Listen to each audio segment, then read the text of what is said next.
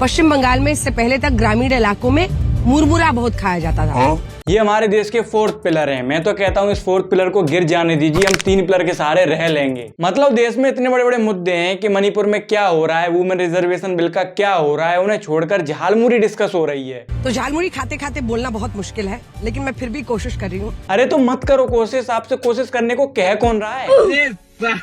अरे सॉरी, करो करो। और सोचिए, कुछ नेता जातियों की मदद से वोटर्स को साधते हैं, कुछ धर्म के जरिए साधते हैं, कुछ फ्रीबीज के जरिए साधते हैं, और कुछ आपके जरिए साधते हैं, ये भी तो बोलो। मतलब सारे इंपोर्टेंट न्यूज को छोड़कर किस चीज पर बात हो रही है? झालमुरी पर। भाई साहब पूरा एक डेडिकेटेड लाइव चल रहा है इसके ऊपर। जिस झालमुरी की बात न्यूज में हो रही है ना, मैं बताऊं ना, तो वो मोदी जी की वजह से हो रही है, वरना कौन पूछता है झालमुरी को। इसका कारण नरेंद्र मोदी है।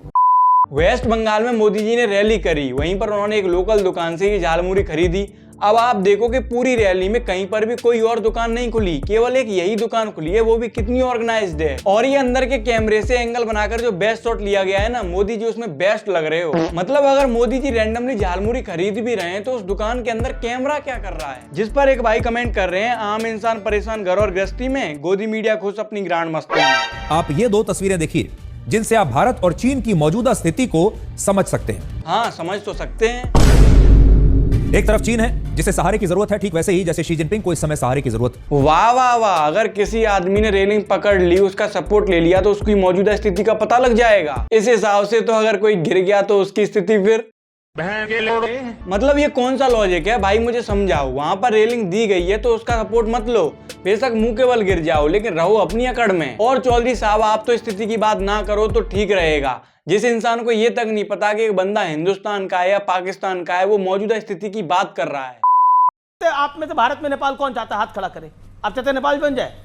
किताबें पढ़े इंस्टेड ऑफ व्हाट्सएप फॉरवर्ड। तो आप ज्ञान दे रहे हैं कि किताबें पढ़े। नहीं नहीं, ये तो आप ज्ञान दे रहे हैं, ज्ञान की बातें मत करो, ये बेकार चीजें नहीं चल पाएंगी। अरे भाई तू यार माइक छोड़ दे, मोदी जी के बारे में बोल रहा है, प्लीज यार माइक छोड़ दे। ये तो हाल है इनका। मतलब कौन कौन चाहता है कि भारत में नेपाल बन जाए? पहले ये सवाल पूछो और फिर उसका जब कोई सही जवाब देने लग जाए तो फिर बोलो कि अब तो आप ये ज्ञान दे रहे हैं।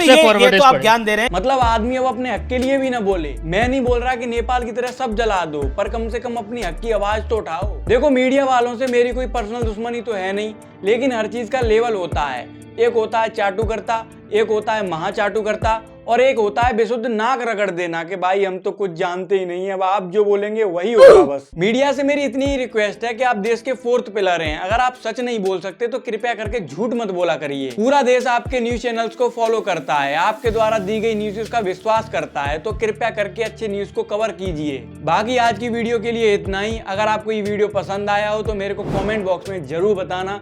इस चैनल को सब्सक्राइब कर लो और अपने दोस्तों के साथ जरूर शेयर करना।